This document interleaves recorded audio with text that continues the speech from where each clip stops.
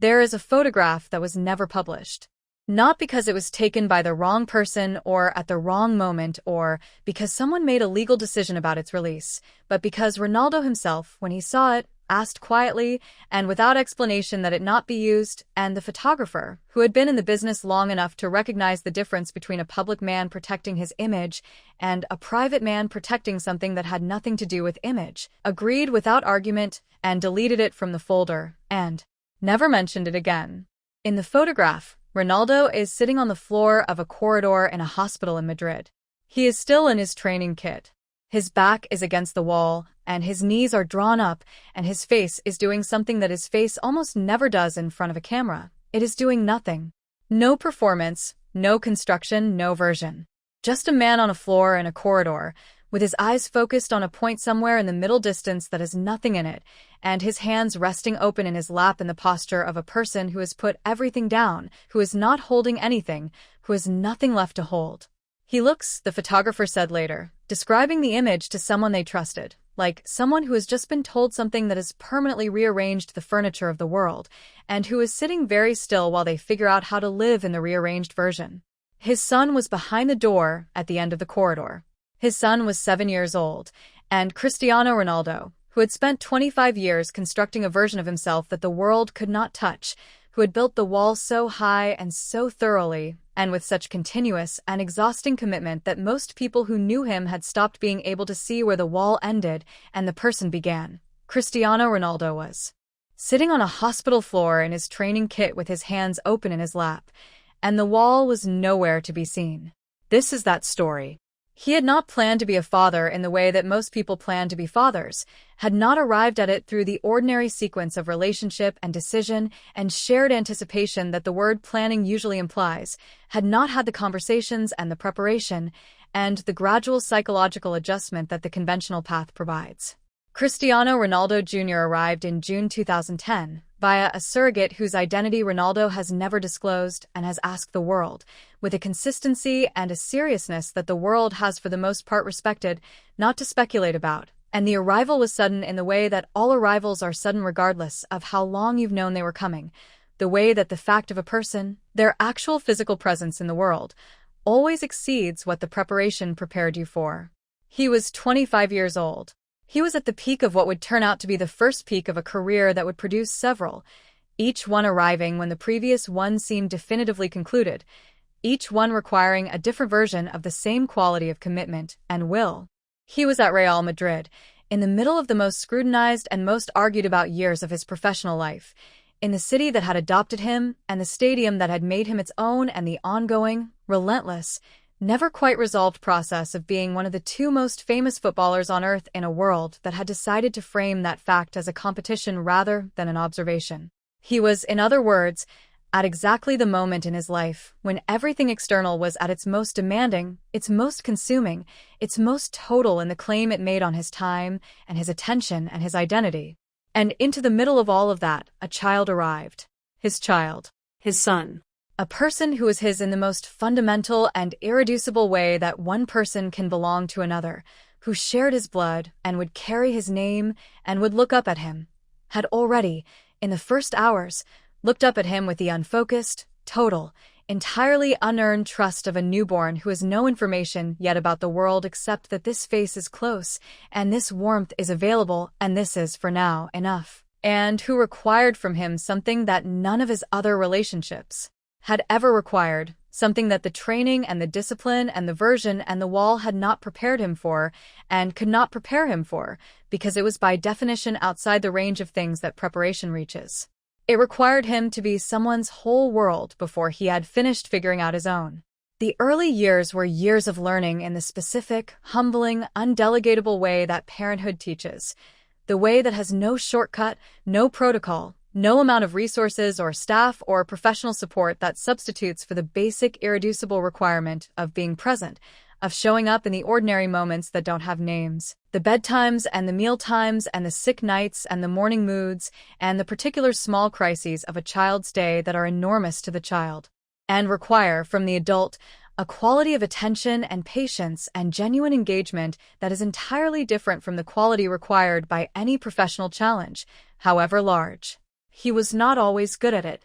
He would say this himself, had said it in the rare moments when the interviews went somewhere real, had said it with the specific honesty of a person who has decided that this particular truth is worth the exposure, that the performance of perfect fatherhood is less important than the accuracy of the account.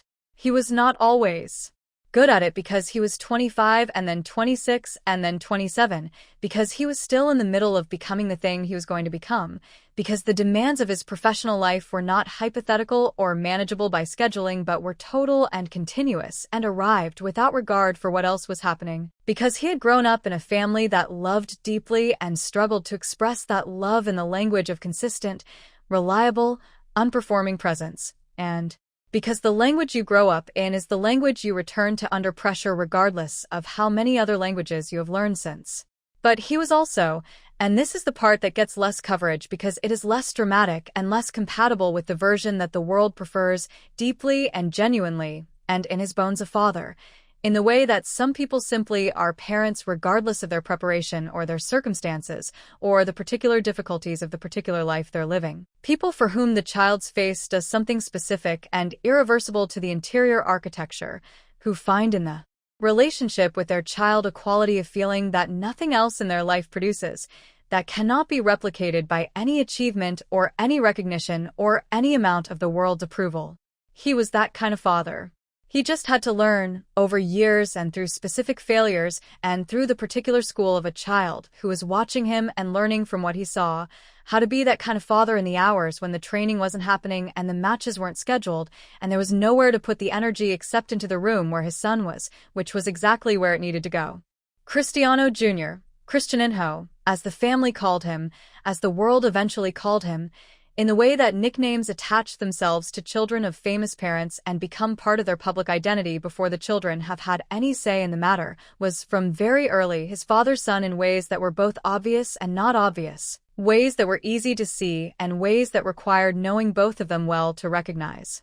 The physical resemblance was total and immediate and caused the kind of reaction in people who saw them together for the first time that physical resemblance of that completeness always causes, a slight jolt, a double take, a reaching for language that ends up at words like uncanny, extraordinary, like looking at a smaller version, like seeing time run backwards.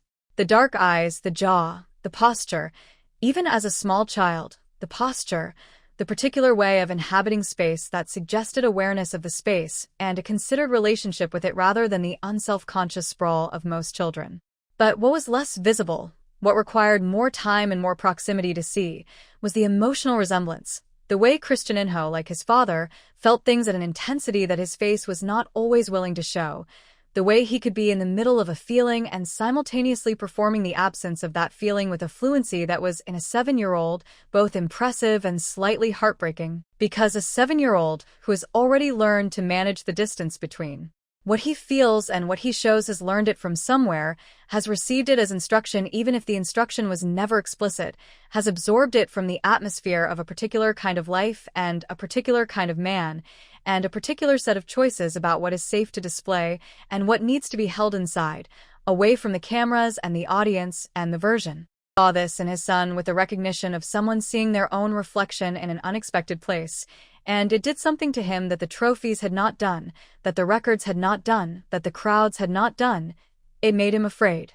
Not the manageable, productive kind of fear that drives preparation and fuels performance, but the other kind, the kind that arrives without warning and sits in the chest and doesn't move, the kind that says, this thing you have passed on, this way of being in the world that you constructed because the world required it, and that served you because you had the strength and the discipline to maintain it. You have passed it to someone who did not choose it, who did not have the world require it. Of them, who is 7 years old and has already learned to turn his face away. The hospital corridor happened when Cristianinho was 7. It was not a serious illness. Not in the way that the word serious is used when doctors are being careful with parents, when the language becomes precise and the pauses between sentences become significant, and the thing being communicated is not the information but the weight of the information. It was a fever. A high fever, the kind that children get and that almost always resolves and that is almost always, in the end, nothing, but that in the hours before the almost always, in the hours when the numbers on the thermometer are going in the wrong direction, and the child in the bed is not quite themselves, not quite the child you know, is glassy-eyed and distant in the way that high fevers make children glassy-eyed and distant, creating the specific parental terror that is not rational, but is also not entirely irrational. That is the terror of loving something completely and understanding that your love is not a guarantee of anything except that the loss of it would be unsurvivable. In those hours, it is not nothing. In those hours, it is the whole world narrowed to a single room and a single child, and the question of what the next hour will bring. Ronaldo had been in training when the call came. He had left the training ground without speaking to anyone, had driven to the hospital in the specific quality of silence that accompanies a fear you are not yet willing to fully name, had gone through the necessary conversations with the doctors with the focused, information-gathering efficiency that he brought to any situation that required decisive understanding, and then had sat down on the floor of the corridor outside his son's room and had not moved for 40 minutes. The photographer had been there by coincidence, not following Ronaldo, not assigned to him, but at the hospital for an entirely different reason, and had turned a corner and found this, and had stood very still for a moment before making any decision, understanding immediately that what was in front of them was not a photograph in the professional sense, but something else, something that occupied a different category, something that the camera could record, but that the recording would cost, something that this specific man had not agreed to pay in this specific moment. They had taken one photograph. Then they had put the camera down. Then later they had deleted it when asked. What the photographer remembered, what stayed after the image was gone, was not the image itself but something smaller, something the image hadn't fully captured, the quality of the silence in the corridor. Not the silence of a man who was performing composure or managing his public face, or calculating the optics of how he was seen in a difficult moment. The silence of a man who was simply there, simply present, simply a father outside a door, with nothing between him and the fact of it. No version, no wall, no performance, just the bare, unmediated fact of loving someone who is behind a door and being unable to do anything about it except stay on the floor and wait and be as close as the corridor allowed. That silence, the photographer said, was the most human thing they had ever seen in 30 years of pointing a camera at famous people. The thing about being Cristiano Ronaldo's son, the thing that Cristiano was navigating from the moment he was old enough to navigate anything, was that it was two entirely different things simultaneously, and the two things were not always compatible, and learning to live inside the incompatibility was a project that nobody had assigned him, and that nobody was fully equipped to help him with. Because nobody had done it before, because the particular combination of circumstances that constituted his life was not a combination that had precedence in any of the available literature, or any of the available wisdom, or any of the conversations that the people around him were equipped to have. On one side of the incompatibility was the private fact, a father. A man who was there in the mornings and sometimes not there in the evenings, who was present for the ordinary domestic texture of a life in a way that was inconsistent but genuine, who could be found in the kitchen at unusual hours eating something precise and specific, and who would sit at the table and talk, actually talk, not perform talking but engage in the real thing, the conversation that went somewhere rather than the conversation that said the expected things in the expected order. A man who taught him about football not as a legacy or an obligation but as something he loved and wanted to share, who would spend hours on a pitch with him not in the manner of a coach conducting a session but in the manner of someone who finds genuine pleasure in the activity and the company simultaneously. A man who was at his best in those hours almost entirely the person the public version was not, available, warm, specifically attentive, the kind of present that isn't about physical proximity, but about the quality of attention, the sense of being seen rather than managed, the experience of mattering to someone not because of what you represent or what you might become, but because of who you are right now in this moment, with this face and these words and this particular way of laughing at the things you find funny.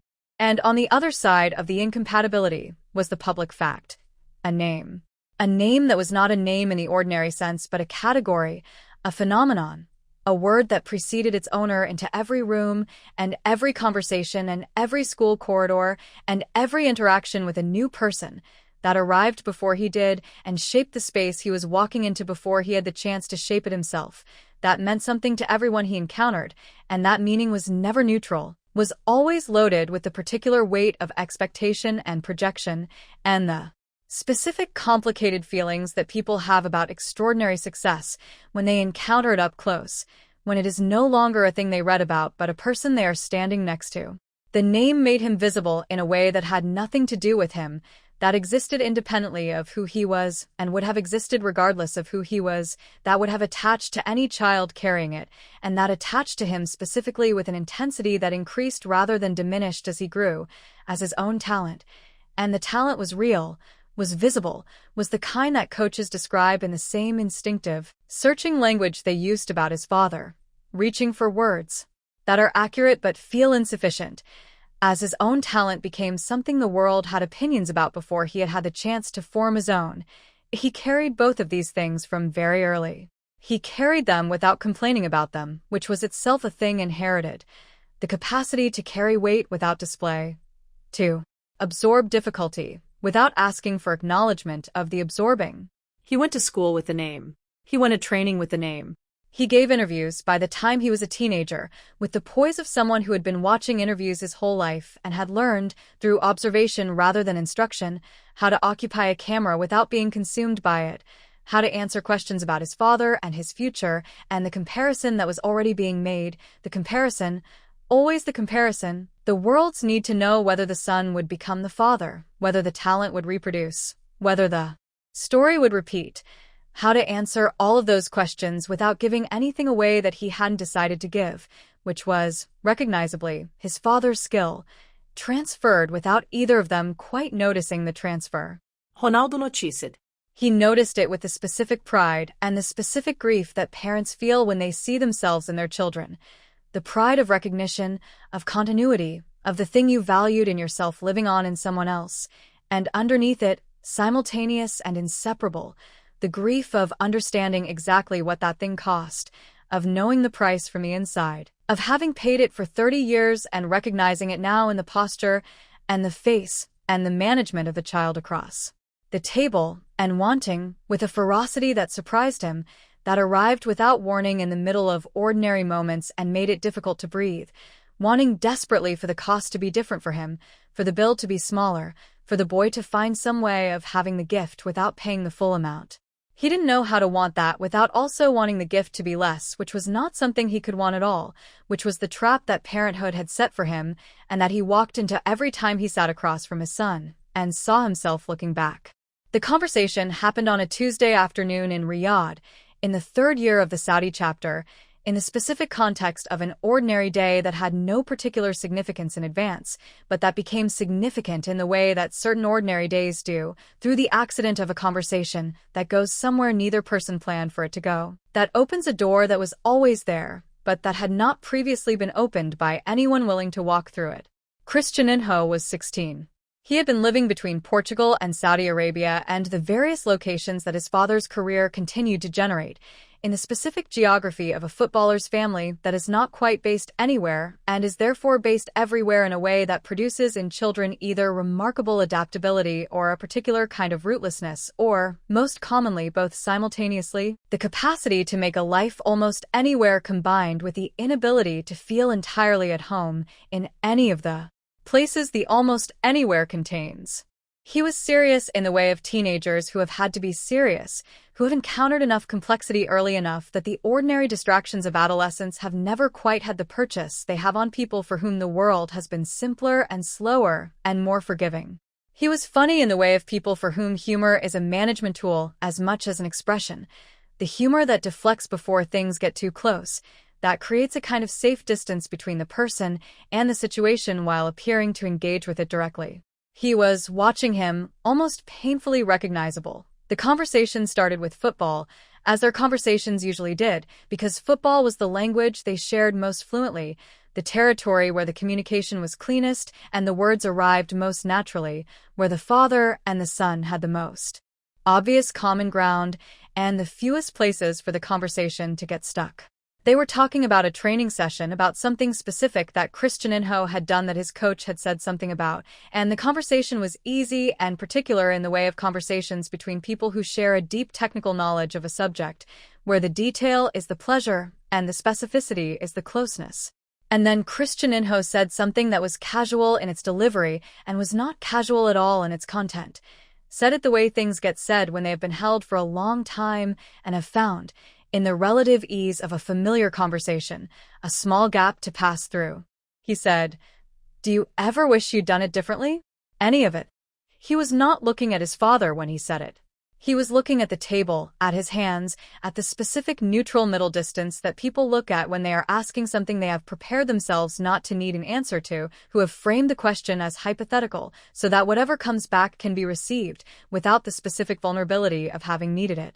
Ronaldo was quiet for a moment.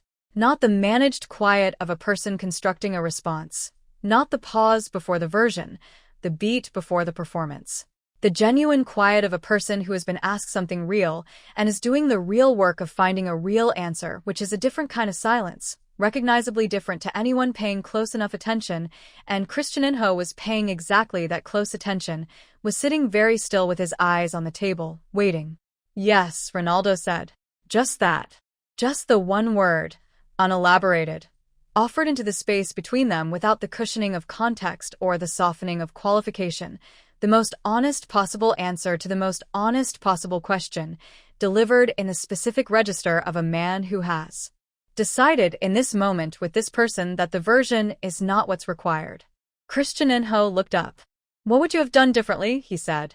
And Ronaldo looked at his son, at the 16-year-old face that was his face and was not his face, that carried everything he recognized and everything that was purely and irreducibly its own, that was looking at him now without the management, without the distance, with the specific directness of a person who has been waiting for this conversation without knowing they were waiting for it, and he said something he had not planned to say, had not rehearsed, had not given to any interview, or any documentary, or any of the carefully managed opportunities the world had provided for him to explain himself. He said, "I would have been less afraid to let you see me." The silence after that sentence had a particular quality, the quality of something having landed, of words having traveled the distance between two people and arrived, of a statement that was small in length and enormous in content finding its way into the room and staying there, occupying the space between them in a way that neither of them needed to fill immediately, and neither of them tried to. Cristiano sat with it. Ronaldo sat with it. Outside, Riyadh was doing what Riyadh did in the late afternoon. The light changing in the particular way of desert cities as the day begins its slow negotiation toward evening, the temperature shifting by degrees that were individually imperceptible and collectively significant. The world doing its ordinary business with the same indifference it brought to every ordinary afternoon, regardless of what was happening in particular rooms in particular houses, regardless of what was being said. Between a father and a son who had spent 16 years circling something and had just, in a single ordinary Tuesday afternoon, arrived at the center of it. Afraid of what? Cristiano said eventually. And Ronaldo thought about the bathroom floor in Carrington. He thought about the hospital corridor in Madrid.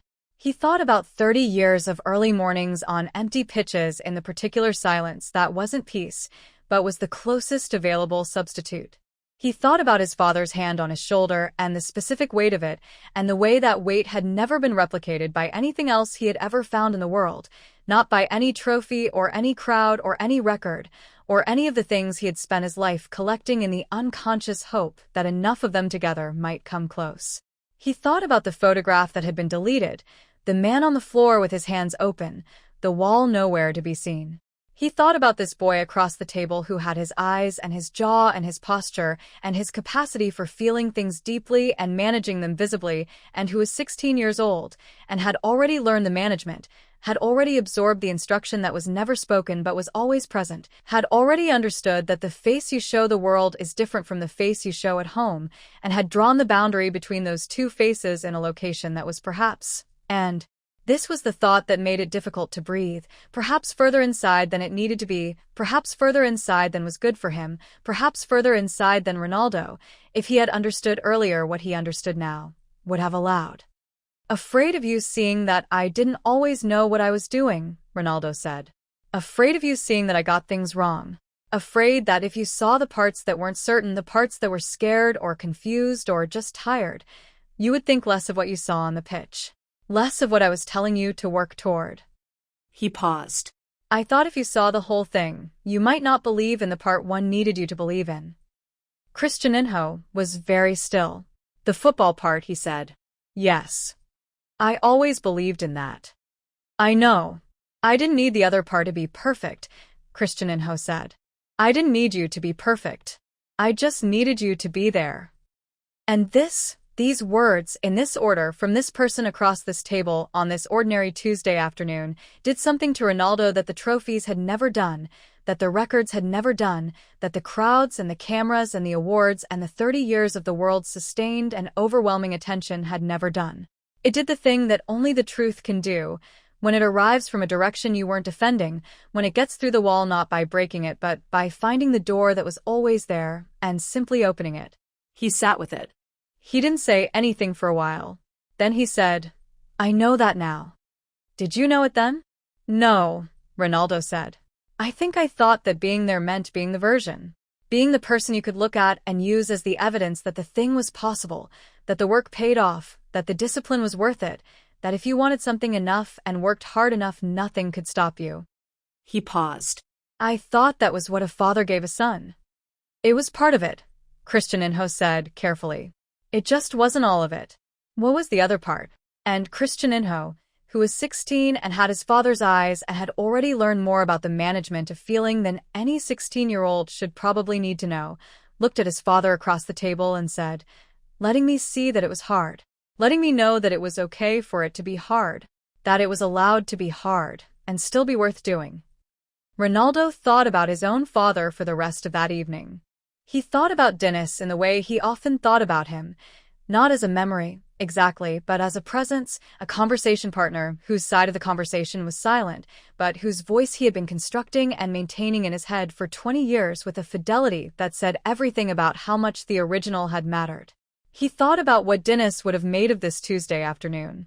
He thought about whether Dennis, who had loved his children with urgency and had struggled to translate that urgency into the language of ordinary daily presence, who had found the kitman's proximity to the game he loved both sustaining and insufficient, who had watched his son from touchlines and felt things for which he had no names, and who had died before the story resolved. He thought about whether Dennis would have recognized what Cristiano had said, whether it would have landed for him.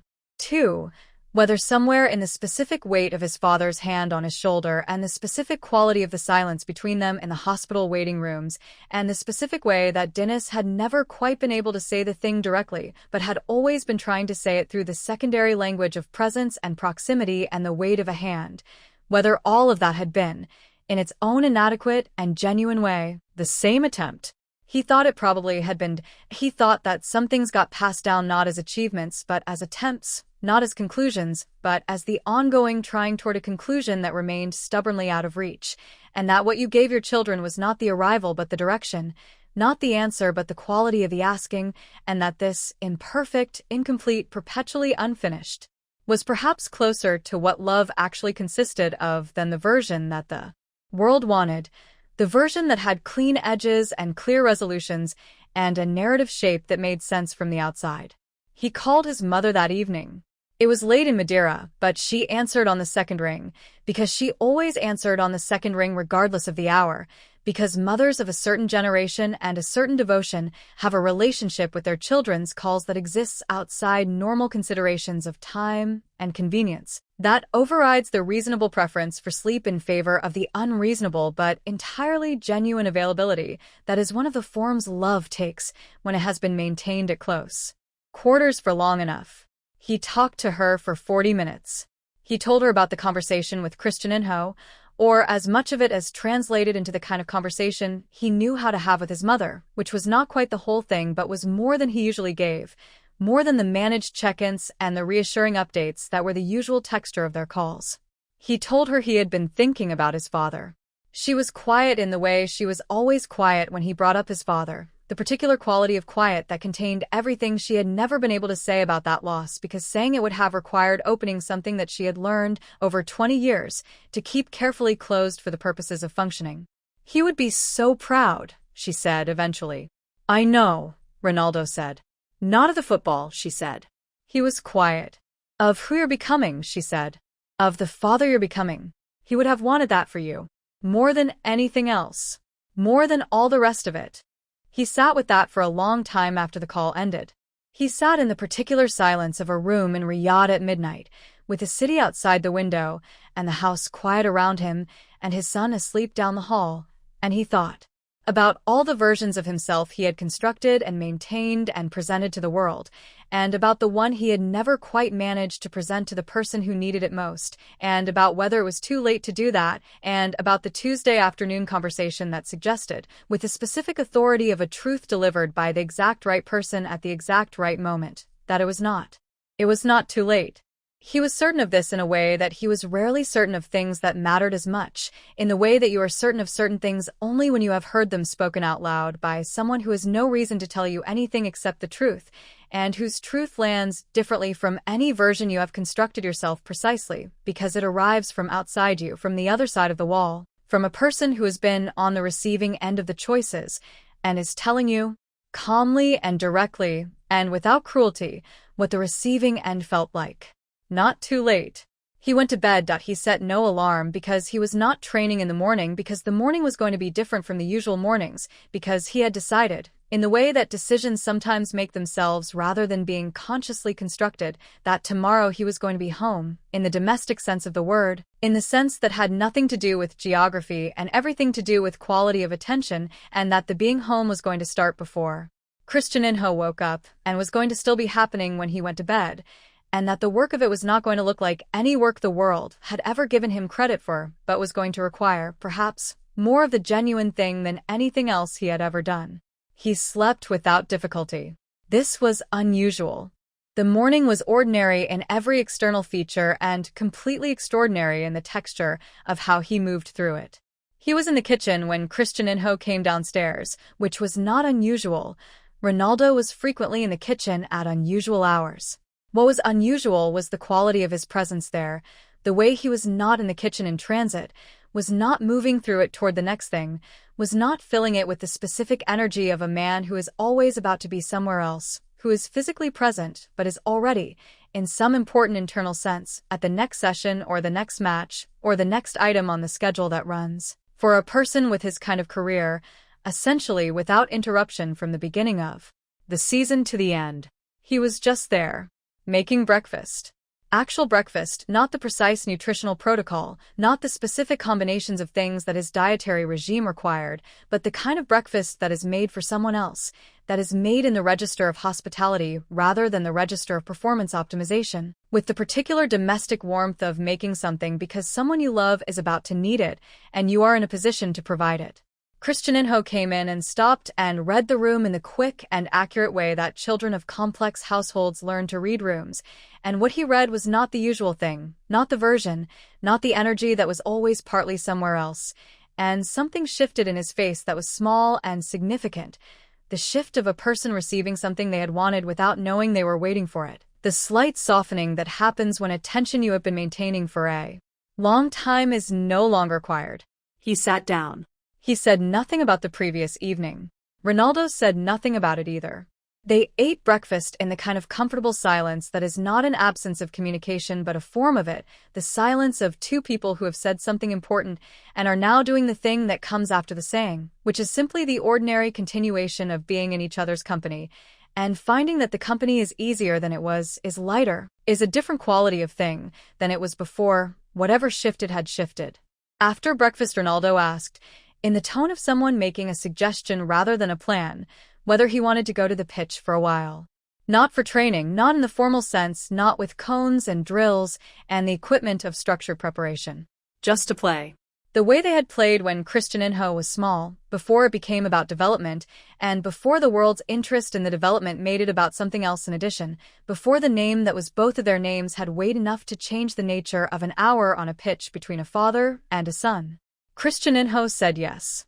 They drove to the facility in the morning light, in a silence that was comfortable in the specific way that silences are comfortable between people who have said the most important things and have arrived at the other side of the saying and are now living in the space the saying opened, which is roomier than the space before it and has better air and fewer things pressing against the walls. They went out onto the pitch. No cameras. No staff. No performance. Just the two of them and the ball and the morning, in the particular light of a city that does mornings in a specific way, and the sound of football being played without any purpose other than the pleasure of the playing, and Ronaldo watching his son move, watching the talent, which was real and remarkable and carried the specific DNA of the thing he recognized most deeply in himself. But watching it now without the fear, without the weight of the projection and the expectation and the complicated guilt of having passed on the gift without having adequately communicated the cost, watching it with something that was simpler and better than all of that, something that was just the pleasure of watching a person you love do the thing they love, which was the feeling his father had stood on a touchline feeling, which was the feeling that had no name in Dina Severo's vocabulary, but that his body knew entirely, which was the feeling that Ronaldo had been looking for in 100 hotel rooms and 1,000 early mornings and a 30-year career that had given him almost everything he had worked for. It was here. It had been here all along.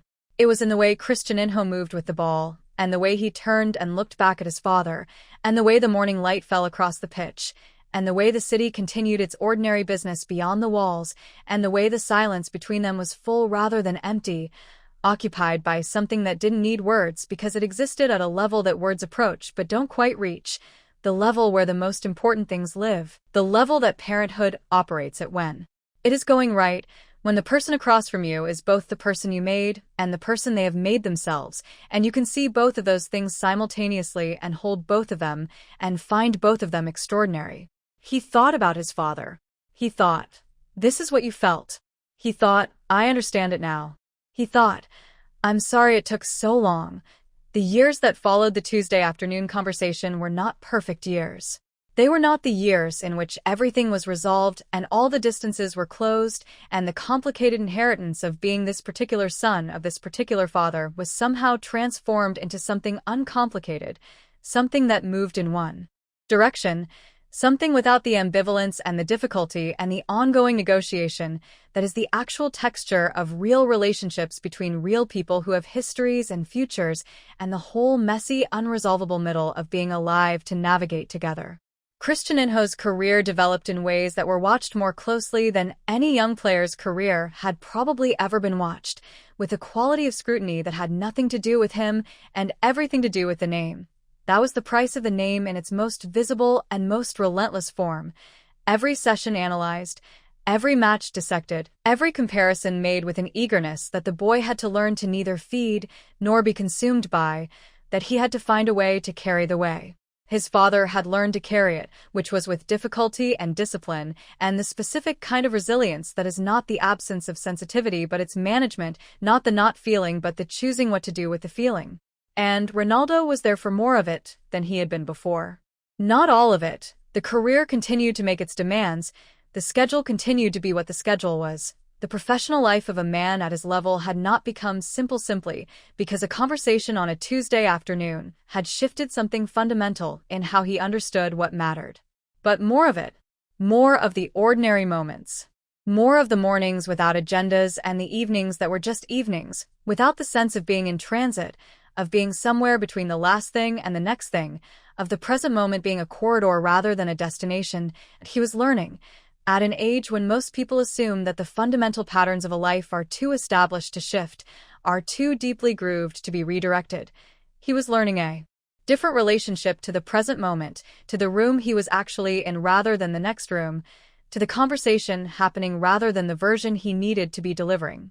He was learning it imperfectly and gradually, and with the specific awkwardness of someone who has spent 30 years in one direction and is now trying to move in another and finds that the muscles for it exist but are underdeveloped, are capable of the movement but not yet at ease with it, need time and repetition and the specific kind of patience that he had always had for football and was having to extend, deliberately and consciously, to the other things.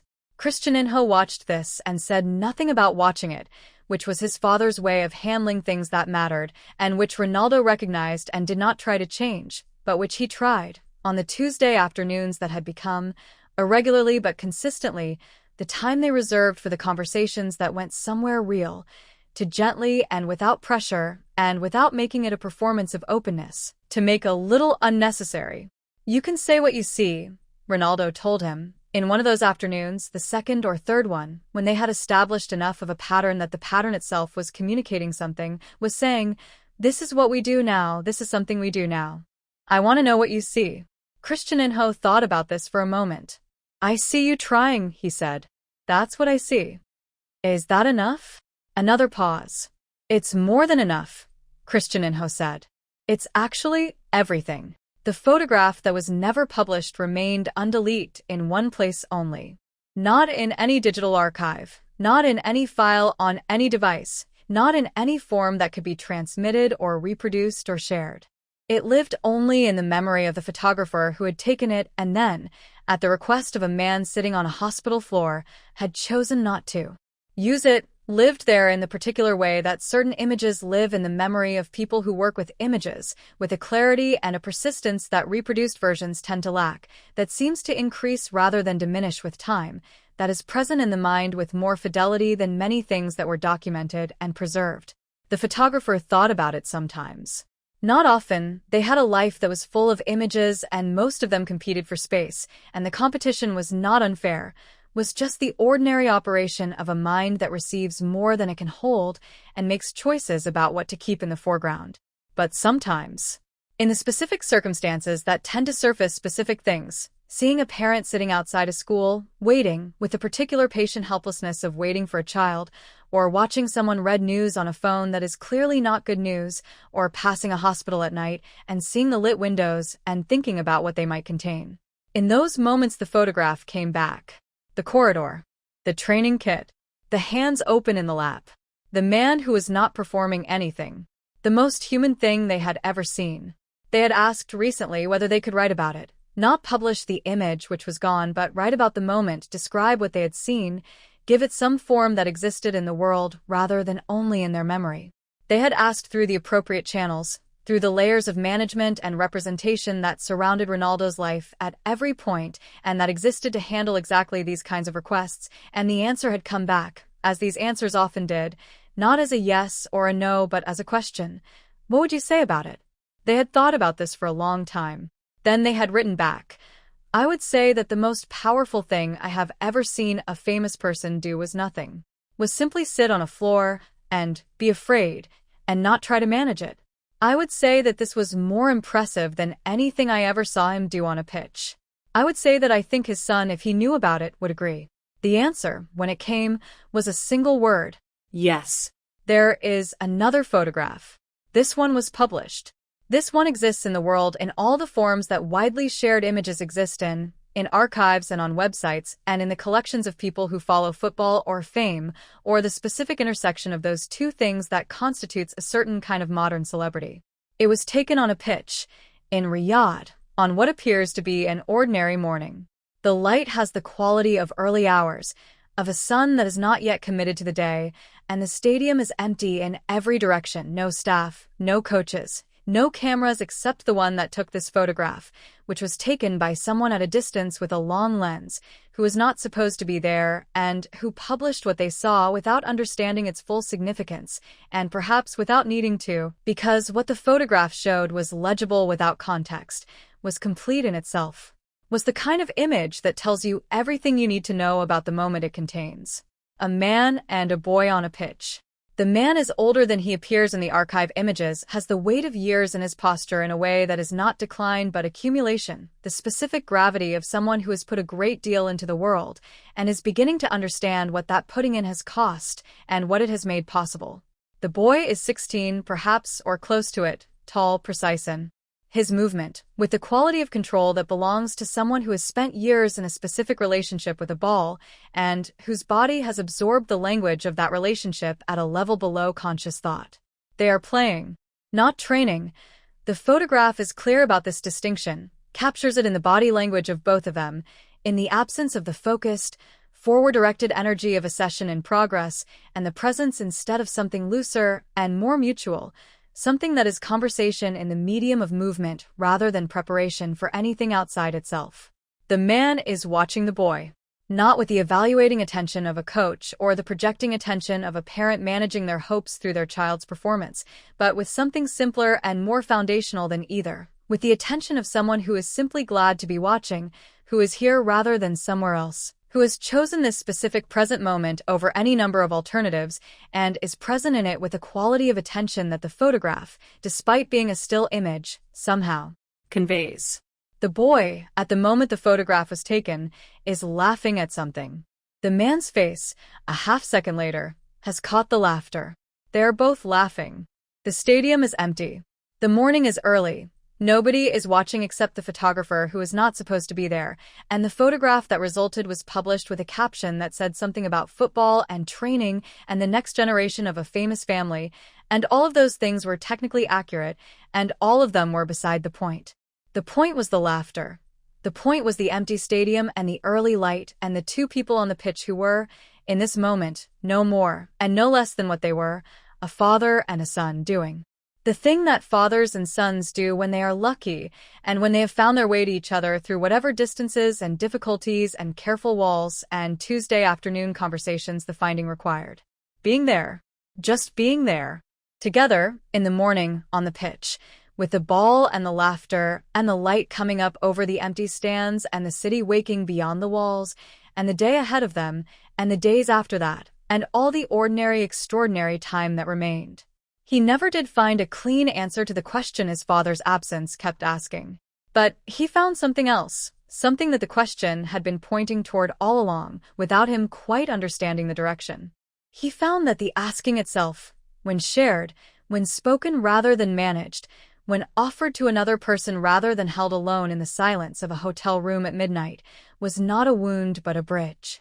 That the thing he had been most afraid to show his son was the thing his son had most needed to see. That the wall, which he had built to protect the performance, had been keeping out the one person whose presence would have made the performance unnecessary. That love, the kind that actually reaches, that actually lands, that actually does the thing it's trying to do, requires exactly the thing he had spent 30 years trying to avoid, being seen. Not the version, not the record, not the number one, the man, the father, the boy from Madeira who was still in there, who had always been in there, who was still sometimes frightened and still sometimes uncertain, and who had carried his father's absence like a stone and who had passed, without meaning to, some of that weight to his son, and who had been given, on an ordinary Tuesday afternoon in Riyadh, the chance to say so. He took it. That was everything. That was, in the end, the only record that mattered.